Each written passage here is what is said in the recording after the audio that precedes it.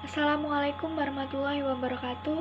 Perkenalkan, saya dari kelompok 12 akan mempresentasikan hasil tugas untuk mata kuliah Bahasa Indonesia yang berjudul Penulisan Daftar Pustaka.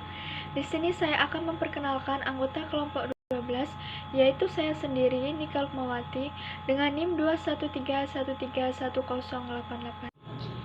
Untuk pembahasan kita saat ini yaitu penulisan daftar pustaka. Dibagi menjadi 5, yaitu yang pertama pengertian daftar pustaka, yang kedua fungsi daftar pustaka, yang ketiga bentuk daftar pustaka, yang keempat penyusunan daftar pustaka, dan yang kelima yaitu cara menulis daftar pustaka. Untuk pembahasan kita yang pertama yaitu pengertian daftar pustaka. Melalui daftar kepustakaan yang disertakan pada akhir tulisan itu, para sarjana atau cendekiawan dapat melihat kembali kepada sumber aslinya. Mereka dapat menetapkan apakah sumber itu sesungguhnya mempunyai pertalian dengan isi pembahasan itu, dan apakah bahan itu dikutip dengan benar atau tidak. Dan sekaligus dengan cara itu, pembaca dapat memperluas pula horizon pengetahuannya dengan bermacam-macam referensi itu. Menurut Garis Keraf, yang dimaksud dengan daftar pustaka atau bibliografi adalah sebuah daftar yang berisi judul buku-buku atau artikel dan bahan-bahan penerbitan lainnya yang mempunyai pertalian dengan sebuah karangan atau sebagian dan karangan yang tengah digarap. Bagi orang awam, daftar pustaka mungkin tidak penting baginya atau artinya, tetapi bagi seorang sarjana atau seorang calon sarjana atau seorang cendekiawan, daftar kepustakaan itu merupakan suatu hal yang sangat penting. Yang kedua, kita akan bahas tentang fungsi daftar pustaka. Daftar pustaka memiliki beberapa fungsi, di antaranya yang pertama yaitu memberikan informasi bahwa pernyataan dalam karangan itu bukan hasil pemikiran penulis sendiri, tapi hasil pemikiran orang lain. Yang kedua yaitu untuk memberikan arah bagi para pembaca buku atau karya tulis yang ingin meneruskan kajian atau untuk melakukan pengecekan ulang terhadap sumber aslinya. Yang ketiga yaitu untuk memberikan apresiasi atau penghargaan terhadap penulis buku atau karya tulis yang dirujuk terhadap hasil karyanya yang turut menyumbang peran dalam penulisan karya tulis yang kita tulis. Yang keempat yaitu menjaga profesionalitas kita, atau jika kita sebagai seorang penulis atau karya tulis terhadap penulisan yang kita buat. Yang kelima yaitu untuk melihat kebenaran bahwa yang dikutip. Yang selanjutnya kita akan membahas tentang bentuk daftar pustaka. A. Adalah seorang pengarang.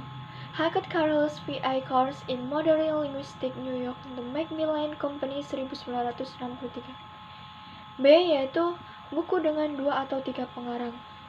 Oliver, Robert T. and Robert L. Conrad, New Training for Active Speech, New York, Henry Holt and Company in 1958. C. Yaitu buku dengan banyak pengarang. Morris Alton C. et al. Collect English in the First Year, New York, Harcourt, Brass and Walk in 1964. D. Kalau edisi berikutnya mengalami perubahan. Gilson H.I. An Introduction to Descriptive Linguistics, Ref. at New York, Holt, Reinhardt, and Winston, 1961. E. Yaitu buku yang terdiri dari 2 jilid atau lebih. Intensive Course in English, Fairfield, Washington, English Language Service in 1964. F. Yaitu sebuah edisi dan karya seorang pengarang atau lebih. Ali Lukman ed. Bahan dan Kesusastraan Indonesia sebagai Tercermin Manusia Indonesia Baru, Jakarta, Gunung Agung, 1967. Yang selanjutnya yaitu kita akan bahas tentang penyusunan daftar pustaka. Penyusunan daftar pustaka dan penunjukannya pada naskah meliputi salah satu dari 3 sistem berikut. Yang pertama yaitu nama dan tahun atau name and your system. Daftar pustaka disusun secara abjad, berdasarkan nama akhir penulis dan tidak dinomorik. Penunjukan pada naskah dengan akhir nama penulis diikuti tahun penerbitannya. Contoh, Greenspall L. Bakalar CB 1993. Marijuana The Forbidden Medicine, London, Yale Univ. Pars Palmer VR 1986, Mood and Modality Cambridge and Cambridge Universe.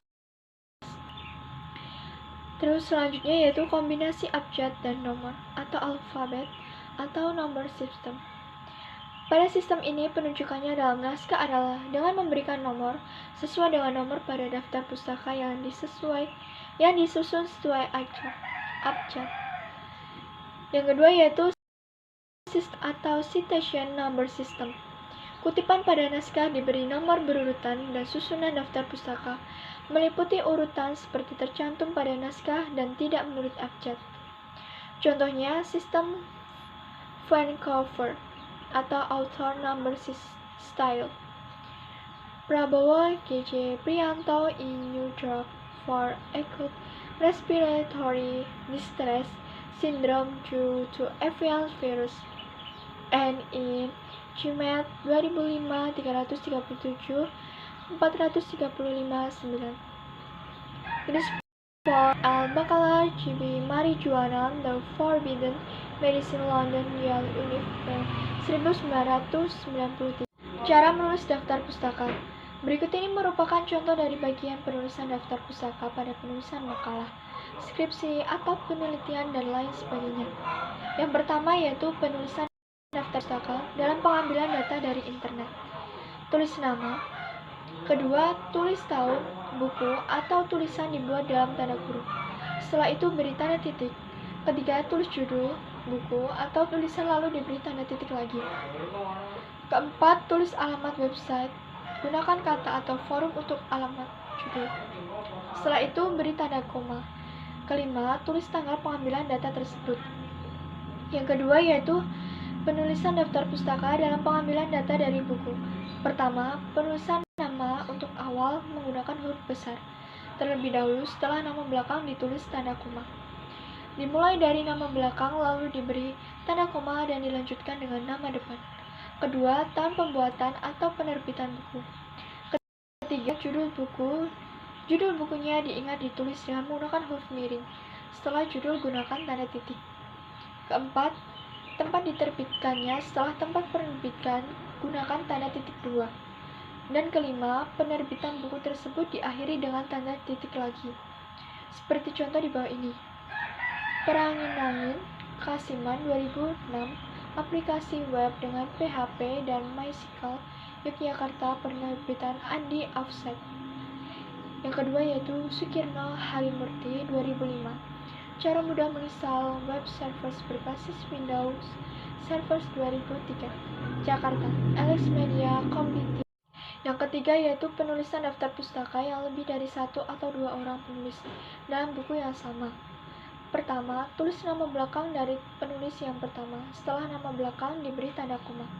Lalu tulis nama depan. Jika nama depan berupa singkatan, tulis saja singkatan itu. Setelah nama pertama selesai, beri tanda titik lagi. Lalu beri tanda koma. Untuk nama kedua atau ketiga ditulis dengan sama seperti nama alias tidak ada perubahan. Yang berubah penulisannya hanya orang pertama, sedangkan orang kedua dan ketiga tetap. Setelah penulisan nama kedua selesai, nah jika tiga penulis gunakan tanda dan. Pada nama akhir berikutnya, jika penulisnya hanya 2 orang saja, setelah penulisan nama selesai. Kedua, tahun pembuatan atau cetakan buku tersebut dengan diawali tanda kurung buka dan kurung tutup. Setelah itu beri tanda titik lagi. Ketiga, judul buku atau karangan, setelah itu diberi tanda koma dan ditulis dengan huruf miring. Keempat, yaitu penulisan dengan tempat penerbitan atau cetakan, setelah itu diberi tanda titik 2. Dan terakhir, kelima, nama perusahaan penerbit buku atau tulisan tersebut dan diakhiri tanda titik.